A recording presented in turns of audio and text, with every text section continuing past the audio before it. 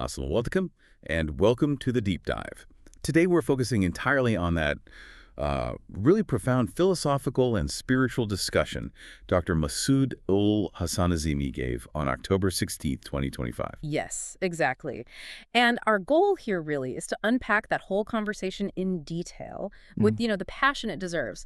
Dr. Saab wasn't just talking theory.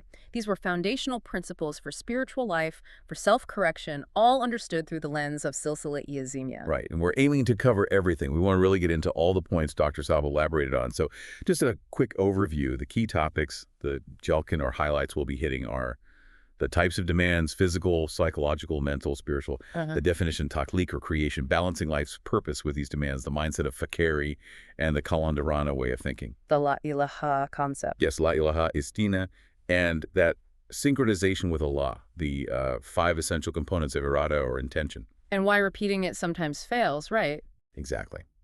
Also, the concept of kun bay and how things materialize in the physical zone, the benefits of Ya Hayyu Ya Qayyum, the definition of zindagi or life as Allah's willing. And sifat ihaya, the life attribute itself. Plus, unpacking that Quranic verse, Allazina yunfikun, understanding Qaziman al-Guy's channeling anger, not just suppressing it. Ihsan, perfection or beauty in action. Jamaliyat, or aesthetics, defined as balance and proportion, fulfilling demands through the hawaz or senses, and the true meaning of ruhaniyat, spirituality. Wow, that sounds like a lot when you list it like that. But, when you start connecting the dots, it all flows together beautifully. It's all tied to a larger understanding. So maybe let's start with Fawz al-Azeem. Fawz al-Azeem, yeah, you usually translate it as great success. But Dr. Saab really broke down the words themselves. He pointed out Fawz means success or winning, okay?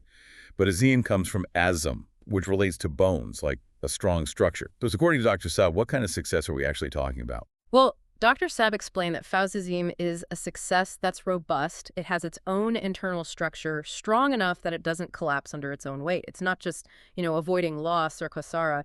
It's about achieving real husan, real beauty and perfection in what you do. If you're just doing something out of obligation, like begar just getting it done, that's not it. And that reminds me of the point Dr. Saab made, quoting Qalandar Baba Auliya, about the difference between jaza, reward, and saza, punishment. Exactly that. The very same work, if you do it with happiness, with genuine desire and will, it becomes jaza, a reward for you. Right. But if you do that exact same work grudgingly, out of compulsion, well, then it turns into saza, a punishment.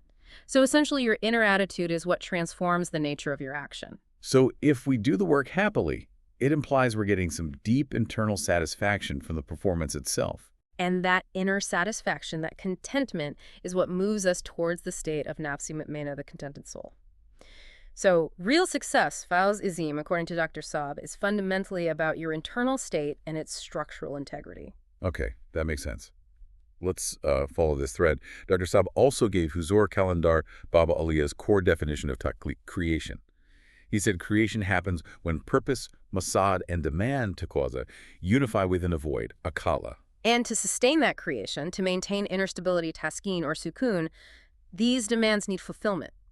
Dr. Saab outlined 4 types of these demands or urges: the taqazan ki ikam, jismani, physical, nafsiyati, psychological, zihni, mental, and crucially rohani, spiritual demands. He used that brilliant car analogy to explain the relationship. A car's purpose is what? Carrying people or goods? Yeah. But for it to fulfill that purpose, the car itself has demands. Yeah, he listed, I think it was 8 key demands. Petrol, water for the radiator, air for the engine and tires, acid for the battery current, engine oil, gear oil, brake oil, and grease for the wheels.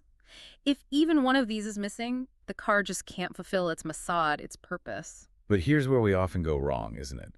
We focus only on the demands. Like if you just sit in the car, enjoy the AC, listen to music, but never actually drive it anywhere, you're fulfilling the car's minor demands maybe, but completely ignoring its actual purpose. Dr. Saab really hammered this point home. If you make fulfilling demands the sole purpose of your life and forget the real purpose, the divine purpose you were created for, that's defined as shaitanat, devilish behavior, and zulm, injustice.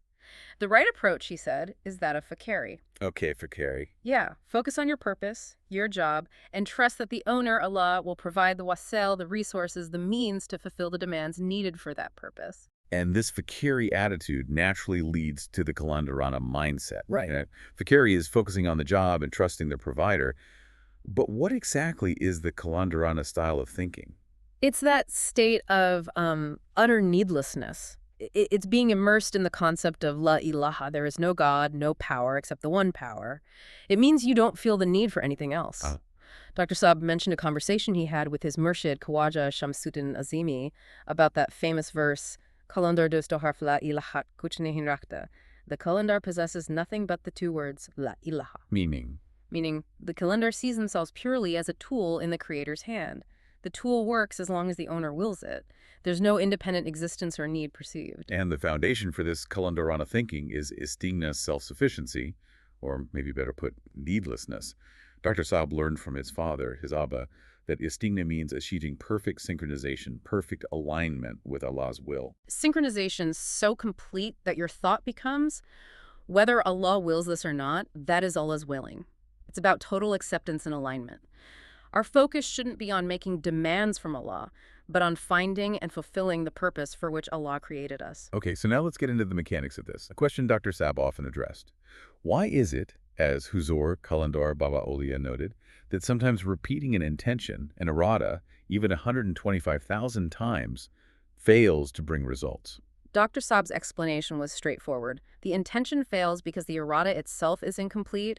It lacks the necessary certainty, the yaqeen, and the structural components required to manifest. So what are those 5 crucial components that need to be present in a true, complete irada? Okay, first, what exactly needs to be done? The action must be clear. Second, kaise, how will it be done? The method needs detail. Third, kitna, how much, or the specifics, like which make, model type of thing are you intending? Right, specifics matter. Absolutely. Fourth, kinahi karna, what not to do. This is a vital protective component, setting boundaries. And fifth, the most crucial one, kab, when.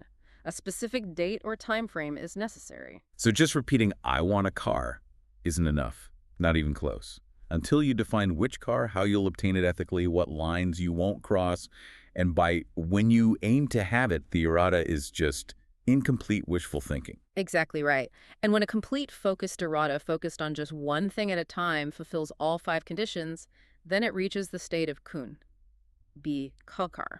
That focused mental thought begins its journey into the material zone, towards materialization, becoming a physical mazar or manifestation. And this lack of completeness is also why, as Dr. Saab explained, reciting powerful names like Ya Hayyu Ya Qayyum sometimes doesn't seem to work. It's the same principle. Lack of synchronization. If the recitation is just vocal, just lips moving, but the fikr, the thought, the meaning, the deep understanding isn't aligned with the words, it remains superficial. You need to connect with the actual concept of hayat, of life. And the definition of zindagi, life, that Dr. Saab shared from his Abba, that was incredibly profound. Life is Allah kachana. Allah's willing. The sifata hayat, the attribute of life, the life force itself, is only present where and for as long as Allah wills it. It's the pulse, the rhythm, the breath moving within you only because Allah wills it in that moment. So if someone isn't using this active sifati hayat, this life force, to pursue their masade hayat, their purpose in life, they're essentially deprived. Precisely. Dr. Saab said this is why people who are lethargic or in a coma or just not using their potential, they are, in a real sense, garib. The literal meaning of garib isn't just poor, it's deprived. They are deprived of the active use of the life force Allah has granted them. Okay, let's shift towards ethics now. Dr. Saab gave a detailed explanation of that powerful Quranic verse, al-lazina yunfikun. Right. The first part, yunfikun, relates to infaq or spending. He explained it as opening the sack of sustenance, of risk from both ends. Meaning, you use it for yourself, yes, but you also freely allow it to flow out to benefit others. It's not just about charity, it's about keeping resources flowing without blockage. And the second part of the verse, wal kazamin al-gais. Dr. Saab stressed this isn't just about suppressing anger, but channeling it. Exactly. Guys is that state of extreme stimulation, like an adrenaline rush, intense energy flooding your system. Kazumin, he explained, means to take that powerful surge, that potential destructive force, and consciously channelize it, direct it onto a constructive path. So instead of letting that energy erupt into destructive anger, you redirect it positively. You move towards afina anin nas, overlooking the harm, the zar you might have received from others, and focus that energy on building, improving, creating something positive instead. and the ultimate stage of this is isan. Ihsan means achieving perfection and beauty in your actions. Dr. Saab said you should perform this act of forgiveness and channeling anger so beautifully with such grace that people actually admire it. The act itself should possess Jamaliyat, aesthetics.